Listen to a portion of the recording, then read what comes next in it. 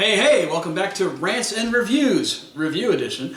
And we're going to be doing a review today of the game Masques by Fantasy Flight Games. So Masques is a pretty straightforward game. This is the play space that needs to be for it. It's a very large game, and the more players you have, the larger it's going to be because your castle is going to be bigger. Right now we're set up for the two-player. In two-player version, each player holds two families, and there is a fifth family in the game that no one controls. Correct. So we are controlling families in a European party setting who are trying to gain control and influence through intrigue and things along those lines. On our turns, we all start with one ducat, and our goal is to gain either more ducat or favors. The ducats are used specifically to purchase people to help you taking over certain squares. Right. You win the game by having 4 of one favor type from one guild, or 1 favor from all guilds. Correct. So there is the guild of, I don't know, I forget their actual names, so we're just going to call them by what the pictures are. There's the Grape Guild. Fermenters. The Fermenters. There is the Treasure Chest Guild, which I believe is Accounting. The Counting. There is the Fighters Guild. Fighters Guild. Yep. There is the Scroll Guild. Which would be the education, the scholars. Scholars. And there is the, what looks like a holy book. Religious group. Ah, makes sense. Okay. So these are our guilds that we're working with, trying to basically gain favors from. On your turn, you start with... So real quick before I jump into that, one thing I do want to note, if you get this game, is if you're playing 2 or 3 player, there is a different setup for the game. Or 4 player even. Yeah, it's up to 4 players. The rulebook starts with the 4 player setup and assumes you have 4 players. You have to read 2 different sections to make sure you set up the board properly and set up the card management properly. Correct. Read your rulebook very, very carefully. All the way through, because we started setting up a 4 player game and went, why does this not make sense? Then we realized, oh, there's a 2 player setup as a variant later on. Yeah. So that's the one issue I have with the game so far. So on your cards that you have in your hand, you have the family, which has their name there and their color style in the corner. As well in the right-hand corner, you're going to have the value that the kind of the power they have in society. You will be playing your opponent's colors sometimes. You want to fill up the hallways, and you want to fill up the hallways so that way your families have the higher advantage on those little corners. So for instance, just to play, if I was to place first, I would place this family here, which is one of mine, and this gives me a 4 on this favor and this ducat. This is a major bonus for me. And right. now Frank would have his choice of what he wants to play. Right, now if I wanted him to not get that favor and that ducat, I could play here, and we're now tied. Or I could just play here, so he doesn't get the ducat, but still has the favor. So I'm going to play there. Okay. And that is one of my 2 families I control. In the 2-player game, you do control 2 families. Normally you only control 1. Now this is a really good time to show you how the mercenaries work. So for instance, I could choose to buy a thief that would take this ducat and flip it around so no one can get it this round. It'll be available next round. I can choose the guard, the assassin, which will flip over his person and make them worth 0 this round. I could also choose the guard, which will move one person to an open space. Then there is the ferryman that'll trade people from one place to another with someone else. Meaning swap these 2 or... But the other user, you do have to put them in an open space to be able to use the ferryman to swap to other ones. Correct. And then lastly, there is the doctor who can swap favor points or ducats across the board. So for instance, if I want that favor, I have this one locked down, I don't need this favor, I can pay for him. Now, they have their costs on them. They're not going to be able to win an area, but they will do an effect. And once you buy them, the next price is going to be higher.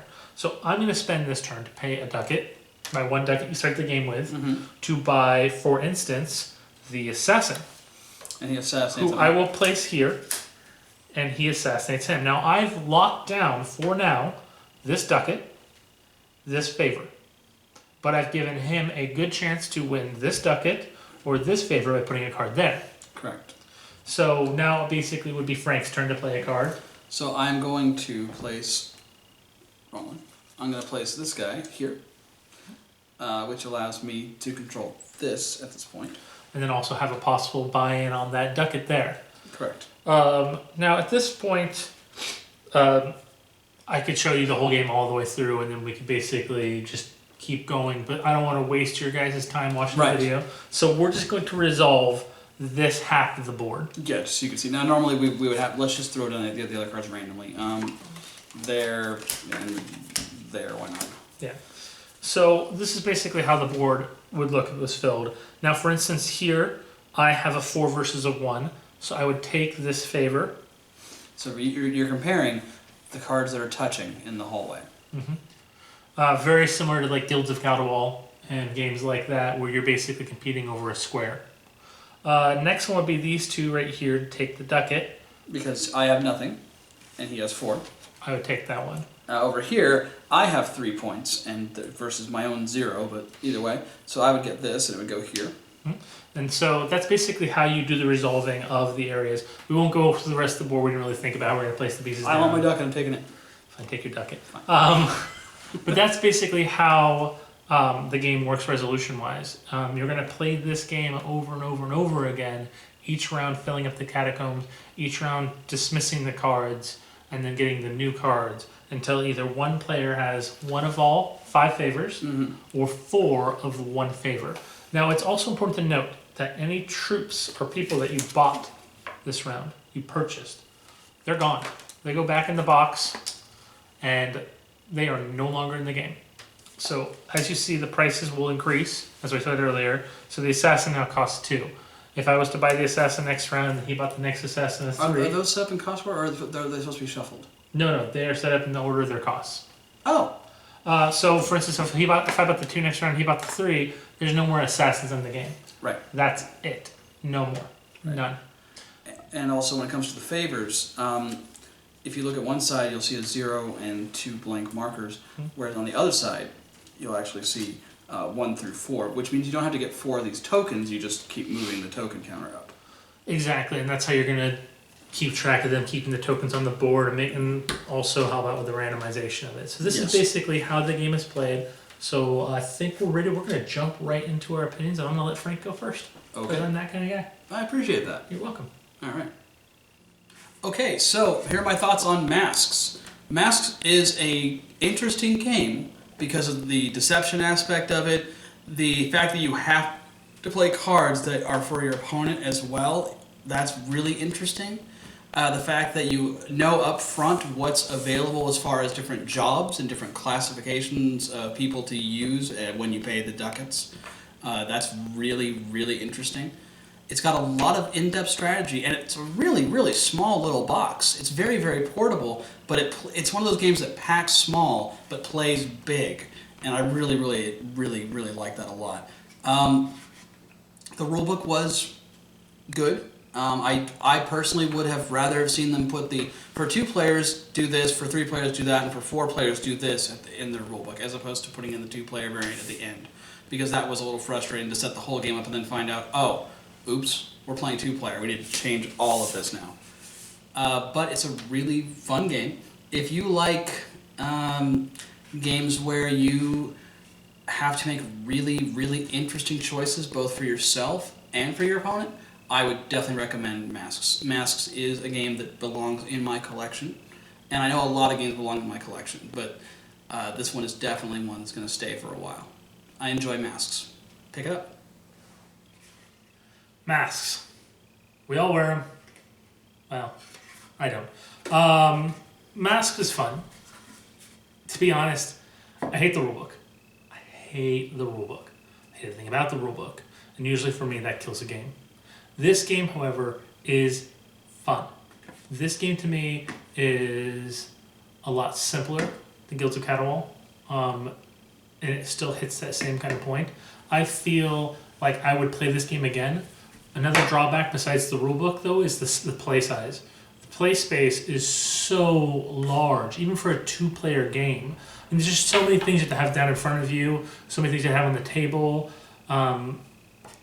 It's big. It's nothing much you can do about that. Maybe like a single card that kept track of what type of resource you had of what guild would have made it easier. but you can't fault them for quality. Their game is made with top-notch quality. You have really good quality tokens, good quality cards, a good quality box. Because it struck out so much from its failures in regards to play space, in regards to rule book, and it made a play experience that I rather enjoyed, this game beats and surpasses the concept of just your collection. I would own this game. I'd be very careful about how I set the game up when I start with new players and make sure to explain to them that while it might not be clear in the rule book, this is how you play it, but it belongs in my collection. Thank you so much.